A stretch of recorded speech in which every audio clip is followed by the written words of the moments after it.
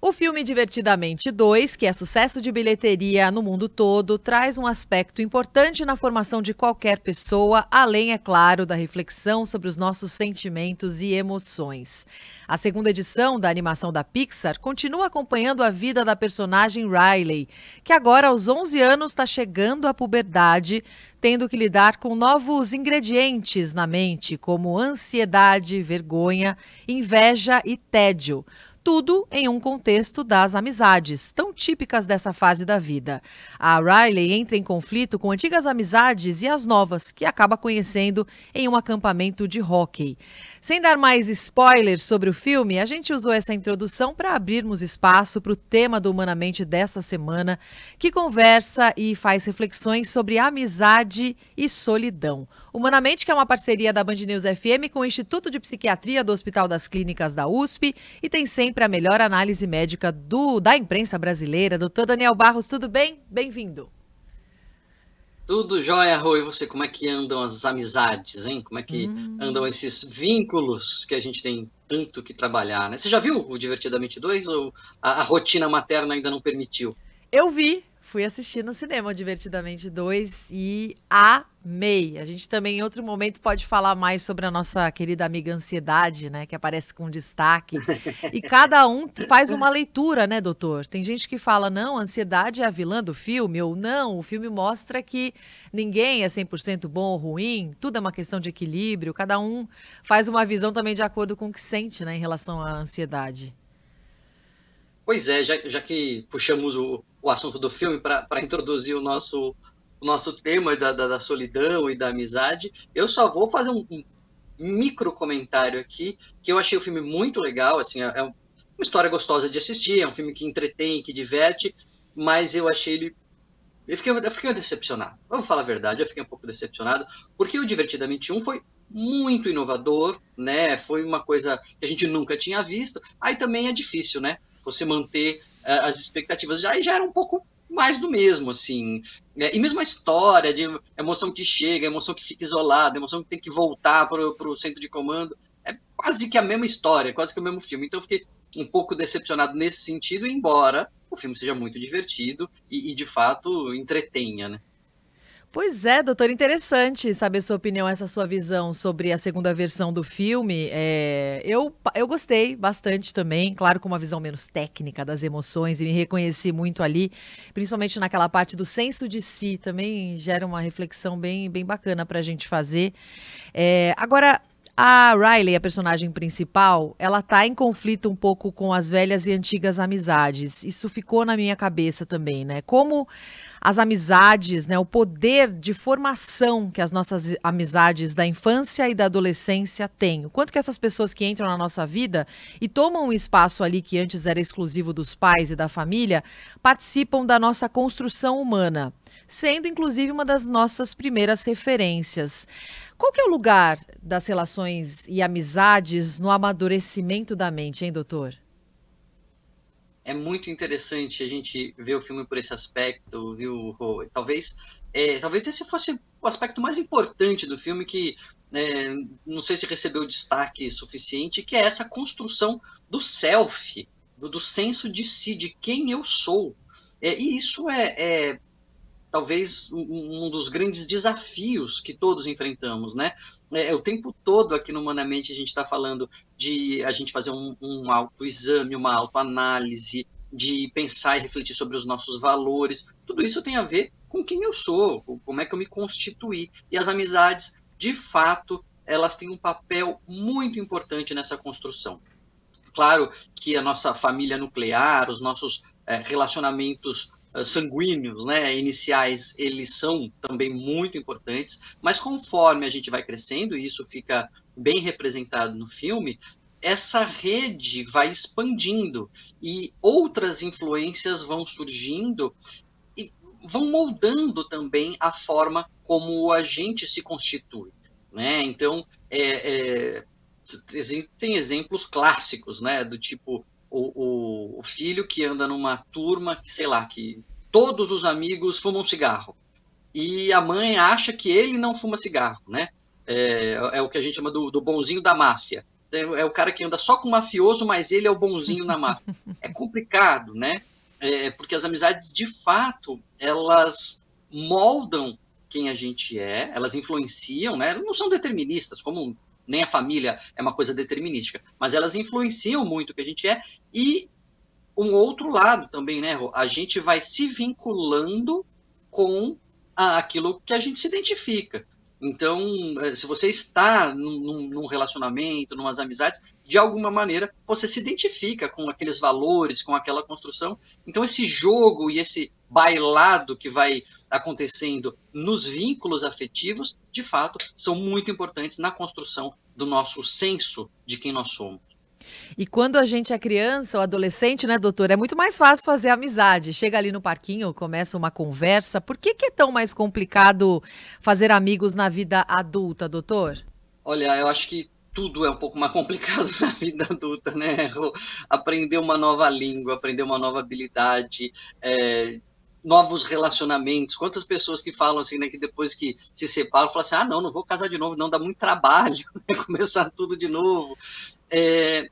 A criança, ela tem uma abertura maior, porque ela não tem muito pressuposto, ela não tem muitas convicções já construídas, ela não tem tantos preconceitos, então ela absorve melhor um novo idioma e ela se aproxima de uma maneira mais aberta de qualquer pessoa, praticamente, né? Lógico que tem temperamento, que a gente já vê na infância, mas tem essa facilidade. De alguma maneira, a diminuição desta facilidade não é apenas negativa. A gente fala que isso é uma perda, né? Quando eu era criança fazia amizade tão fácil e agora já não é tão fácil, mas não necessariamente é uma perda, porque a gente também vai ficando um pouco mais criterioso. Verdade seja dita que nem todo mundo vai se identificar com a gente, vai ter pessoas que a gente não tem afinidade, a gente não gosta tanto do papo, não gosta tanto das ideias, então você vai tratar bem, você pode conversar cordialmente, mas não é aquela pessoa que você quer necessariamente viajar junto, passar um final de semana inteiro com aquela pessoa. Então, talvez com o tempo a gente não vá só, não é só uma perda você fazer amizades com menos facilidade, também é um pouco mais de critério, eu acredito. E se a gente pensa nas amizades, permeando o nosso estado emocional, doutor, e até na relação delas com ansiedade, com depressão, pensando em solidão também, dá para a gente falar em perfis humanos? Então, por exemplo, o extrovertido, que se alimenta mais dessas relações, e o introvertido, que parece que gasta mais energia nessas relações, ou o tímido, nem sempre o extrovertido não é tímido, tem essa também, né, doutor? De fato, o extrovertido faz a amizade mais fácil, ele tem menos tendência a doenças mais relacionadas à solidão? Isso é um tema muito interessante, porque existem os perfis, né? Claro que nos extremos, na extrema extroversão e na extrema introversão, tem menos gente. A maioria está num mix ali, no meio do caminho. Eu, por exemplo, sou bem mais para introvertido do que para extrovertido, embora não seja tímido, como você falou, não tenho vergonha. Se eu tiver que falar com pessoas, eu falo, não tenho esse constrangimento, mas me gasta energia. É um esforço manter ali o relacionamento, ainda mais para o introvertido é muito engraçado isso. Quanto mais gente no ambiente, mais rápido a energia é drenada, né?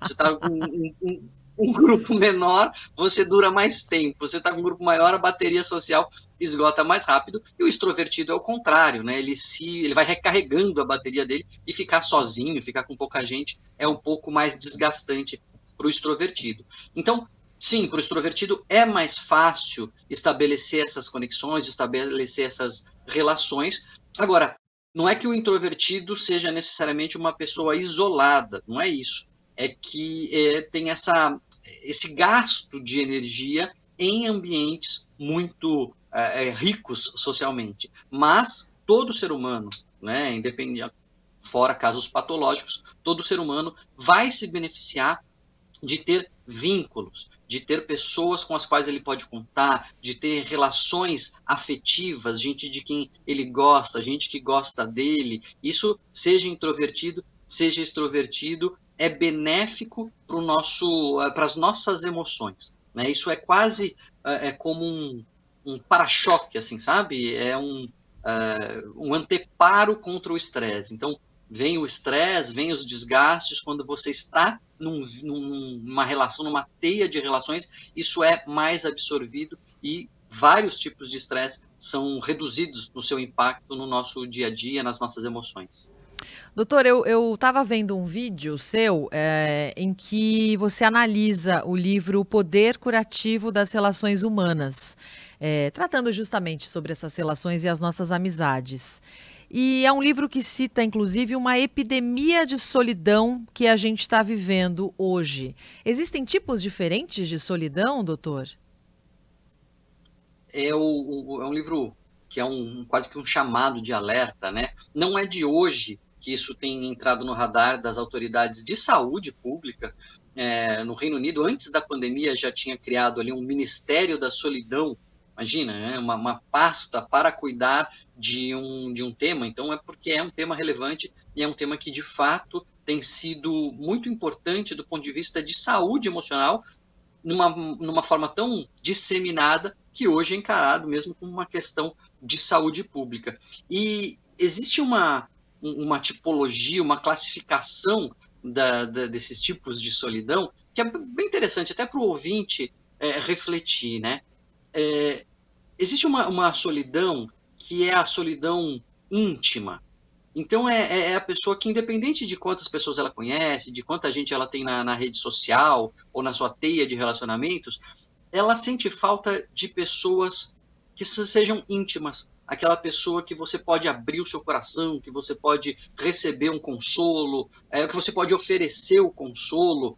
Eu digo, o sujeito para quem você pode ligar às 3 da manhã, ou que pode te ligar às 3 da manhã se tiver um problema, que você vai atender e vai levar a sério e vai ouvir, né? Essa intimidade às vezes falta, e quando falta a gente sente essa carência, né? O ser humano precisa disso.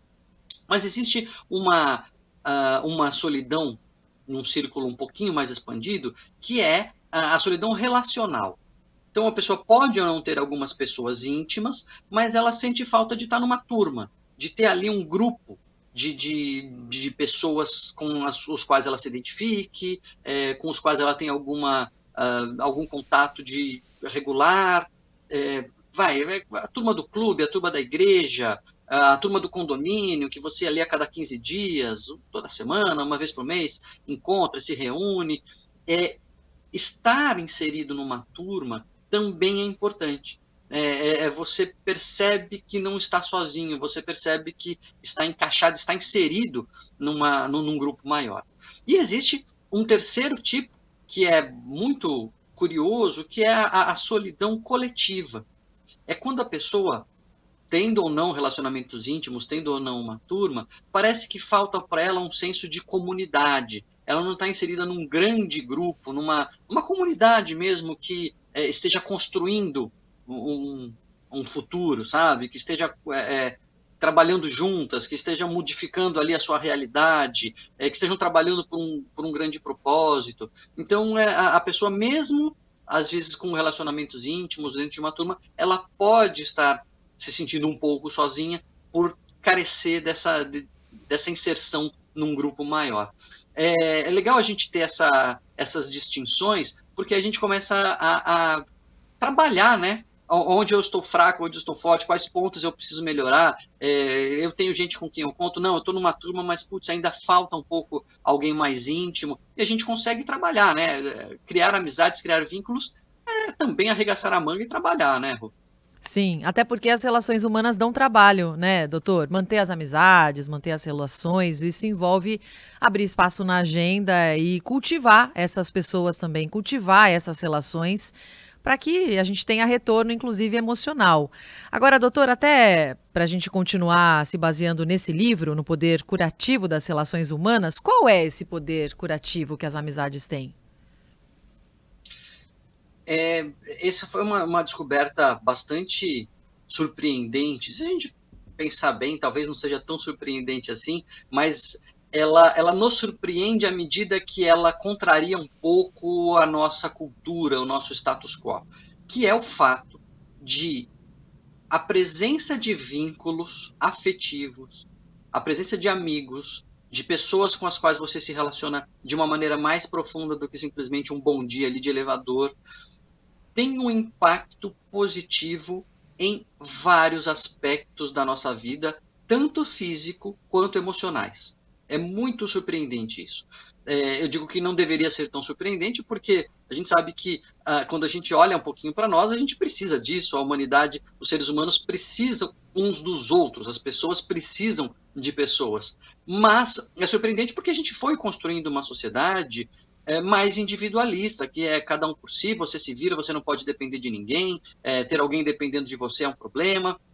Então, quando a gente olha numa sociedade que é mais individualista e percebe que ter amigos aumenta a sua longevidade, quem tem amigos vive mais, quem tem vínculos emocionais adoece menos, quem tem vínculos afetivos verdadeiros é mais feliz, tem mais satisfação com a vida, portanto, menos estresse, menos risco de adoecimento emocional, de adoecimento psiquiátrico.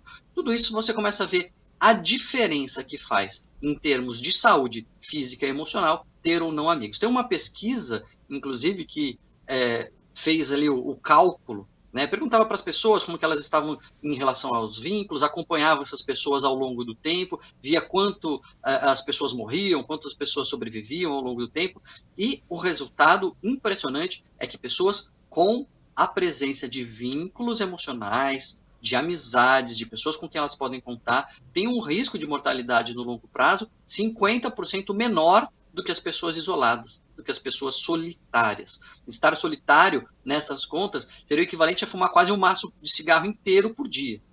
Então, a gente vê que, de fato, não é um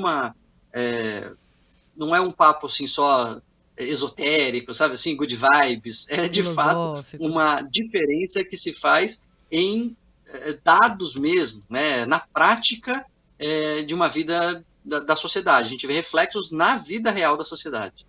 Solidão é quase um fator de risco, então, doutor, para a saúde. É um fator de risco, se dá para comparar com cigarro? Hoje em dia, a solidão é considerada um fator de risco e, portanto, um problema a ser enfrentado. É isso que é interessante. A solidão não é simplesmente uma escolha. Às vezes tá bom, mas do ponto de vista de saúde pública, de saúde coletiva, a solidão é um problema a ser enfrentado. A vida urbana, como a gente organizou, a partir do momento que a gente, primeiro, construiu as cidades, né? Saímos dos nossos grupos que migravam ali atrás de comida. Ali tinha coesão social. Não estou dizendo que era vida boa, né? Não tinha Wi-Fi, não tinha brigadeiro, mas não estou dizendo que a vida era boa, mas era um grupo coeso. A solidão não era uma questão ali nesse contexto. Mas daí nós construímos as cidades. E com o aumento das cidades, com a urbanização crescente da sociedade, você vai criando modelos em que os vínculos vão se esgarçando, vão se enfraquecendo. E aí as pessoas migram, as pessoas saem da sua família, as pessoas vão atrás de melhores condições de emprego, e as pessoas se isolam nos lugares onde elas chegam, né, porque chegam sozinhas, num ambiente hostil, em que as pessoas não se conhecem. Isso vai criando um cenário em que a gente tem cada vez mais pessoas cada vez mais sozinhas. E se isso é um fator de risco, como o tabaco, como o álcool, como não usar cinto de segurança, do ponto de vista da sociedade, a gente precisa enfrentar esse problema. A gente precisa trazer ele para a consciência, a gente precisa falar que isso faz mal para as pessoas, e a gente precisa relembrar a importância de se investir na construção desses laços. E como é que a gente... imagino que vários ouvintes que estão acompanhando Humanamente neste momento começaram a refletir como é que a gente resgata essa importância do outro na nossa vida. Como é que a gente resgata essas conexões com tantas características aí do nosso tempo que parecem ir contra esse movimento, né, da conexão com o outro. Uma vez você falou aqui no programa, doutor, que não tem construção, conexão com o outro sem uma concentração de verdade. E hoje a gente tem a velocidade da internet, a velocidade do celular, que prejudicam, inclusive, essas relações. Como é que a gente resgata, então, essas relações mais profundas, doutor? Vou fazer um paralelo aqui, Rô, com a atividade física. Vamos pensar qual que é a história da atividade física, né? Por que hoje se fala tanto? Por que tem academia, personal trainer, tem clube, enfim, tem tantos caminhos para a gente fazer atividade física? Porque nós fomos nos afastando da vida selvagem, em que a gente era obrigado a fazer atividade física, fomos construindo as cidades, nos tornando sedentários, e de repente começou a ficar claro que o sedentarismo era um problema, que o sedentarismo estava matando as pessoas e que isso era um fator de risco, e a gente trouxe para a consciência e começamos a construir soluções para combater o sedentarismo. Não é a solução volta para a vida selvagem. Né? A gente encontra caminhos dentro do nosso contexto, dentro da nossa realidade, para sair do sedentarismo e para nos tornarmos mais ativos. Eu acho que é um paralelo a ser feito, porque a gente não vai construir grupos coesos voltando a migrar pela selva. Né? A gente tem que encontrar formas de fazer isso no nosso contexto. E existem muitas formas. Né? Acho que o caminho mais fácil é a gente ir de fora para dentro, é a gente pensar em combater, quer dizer, cada um pode encontrar o seu caminho, né? Vou falar um caminho aqui que pode fazer sentido. É você primeiro diminuir a solidão coletiva. Então, primeiro você encontrar uma grande questão, um grande grupo, um grande time ali com o qual você se identifique. Então, uma igreja, é uma ONG, é uma questão social a ser enfrentada.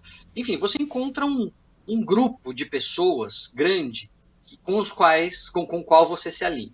Dentro deste grupo, você começa a trabalhar, você começa a se envolver, né? Como a gente falou aqui, amizade depende de envolvimento. Então, você começa ali a atuar naquela ONG, você começa a frequentar aquela igreja, você começa a treinar naquele clube, sei lá, né, qual é o caminho que foi encontrado aqui, e você, obviamente, por afinidade, vai encontrando pessoas com as quais você tem um pouco mais de contato e você já diminui, então, a solidão relacional. Você cria um grupo menor de pessoas que você vai encontrar regularmente e dentro desse grupo começa a ser mais fácil você criar conexões mais íntimas e enfrentar a solidão da intimidade, a solidão mais íntima. Então, são caminhos possíveis que a gente... Porque é difícil você direto começar com intimidade com alguém, né? Agora, vamos lá, a gente trouxe o problema para a consciência. Você mora sozinho no seu condomínio. Você saiu da sua cidade, se afastou ali fisicamente da sua família e agora você está no seu condomínio. E sabe que isso é um problema? Bom, então, o que dá para fazer aqui, sei lá, no meu condomínio? Dá para eu tentar estabelecer um pouco mais de contato com os meus vizinhos, tem alguém aqui que me pareça que tem mais afinidade comigo, eu consigo chamar para jantar aqui em casa, a gente consegue marcar uma pizza, também é um caminho, aí você vai pelo outro lado, né? Você já está num grupo que é o seu condomínio, voluntariamente ou não, e ali dentro você pode tentar construir a intimidade. Mas tudo isso, Rô, para resumir, fica claro, depende de gasto de energia, investimento de tempo, né? Querer fazer acontecer.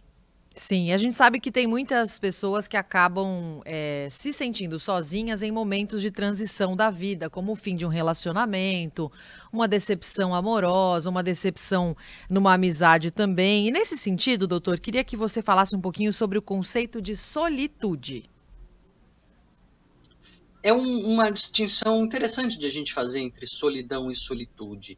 A solidão é essa experiência desagradável, ruim, de não ter com quem contar, de estar isolado, de estar desconectado de uma rede de relacionamentos, a ponto de você achar que não tem com quem contar, não tem com quem falar. É uma situação negativa. A solitude é você estar sozinho, mas você não se sente desconectado. Você sabe, se você quiser sair daquele momento ali de estar sozinho, você tem para onde correr, você tem com quem falar, mas é um momento seu, consigo mesmo, em que você vai curtir algum livro, algum filme, em que você vai pensar sobre a sua própria vida, em que você vai refletir sobre algo que te fez pensar, sobre alguma questão até que não seja sua, mas que seja uma questão do mundo, ou seja, é um momento em que você não está de conversa, você não está trocando ideias, você não está envolvido ali com outras pessoas, está sozinho, mas não é aversivo, não é negativo. você está consigo mesmo. Você, às vezes, gosta de ficar na companhia do seu namorado, do seu esposo, dos seus amigos, às vezes você gosta de ficar na companhia sua mesmo, né? A solitude é este momento de curtir a sua própria companhia. Bom, doutor, chegamos ao fim aqui de mais um programa Humanamente. Hoje falando sobre as amizades, o poder das amizades na nossa saúde mental e também sobre a solidão. Já deixando a dica de livro que a gente citou no comecinho do programa, né, doutor? Para quem perdeu, O Poder Curativo das Relações Humanas, do Vivek Murthy, do autor Vivek Murthy, que a gente citou aqui alguns conceitos interessantes desse livro também. É isso, doutor? É isso aí, lembrar de arregaçar as mangas e investir tempo nisso, né? Amizades, vínculos fazem muito bem, mas é como qualquer coisa que faz bem, dá trabalho, né?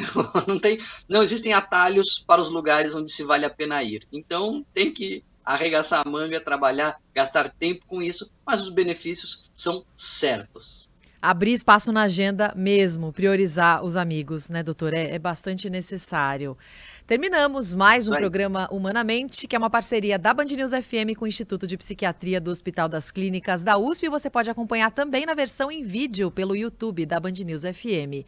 Doutor, boa semana. Até a próxima, hein? Até, Rô!